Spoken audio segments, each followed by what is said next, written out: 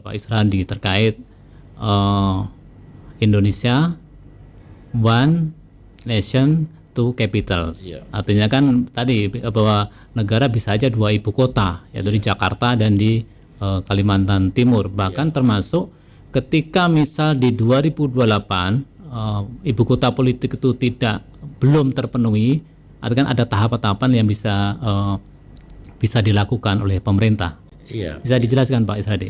Iya, jadi yang pertama saya mau sampaikan ya, kan kita ini kalau kita bicara ibu kota negara, kita kan pernah mengalami yang namanya perpindahan ibu kota pemerintahan. Betul, ya. Ya.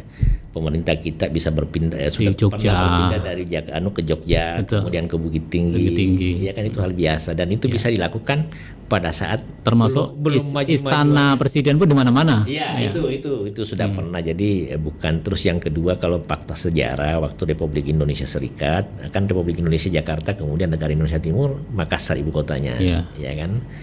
Nah, jadi kalau saya itu hal biasa. Terus yang ketiga, kalau kita lihat juga faktanya, sekarang kan sebenarnya secara konstitusional ibu kotanya Nusantara, tapi secara de facto Jakarta.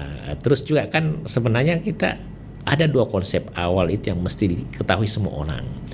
Kita tinggalkan Jakarta kan dalam rangka juga memperbaiki Jakarta, mengupgrade Jakarta, baik di undang-undang terkait IKN maupun undang-undang Jakarta.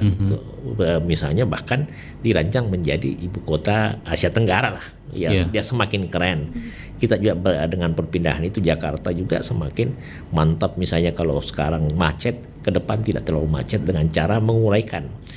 Pak Prabowo kemudian secara tersirat Pak Jokowi juga itu kan sudah beberapa kali menyatakan Jakarta tetap kota bisnis dan ekonomi. Kemudian ibu kota global. Ya, ibu kota global. Terus IKN Nusantara pusat pemerintahan. Nah, kalau bicara pusat pemerintahan dulu kan itu konotasinya eksekutif. Nah, ini kita Pak Prabowo legislatif dan yudikatif.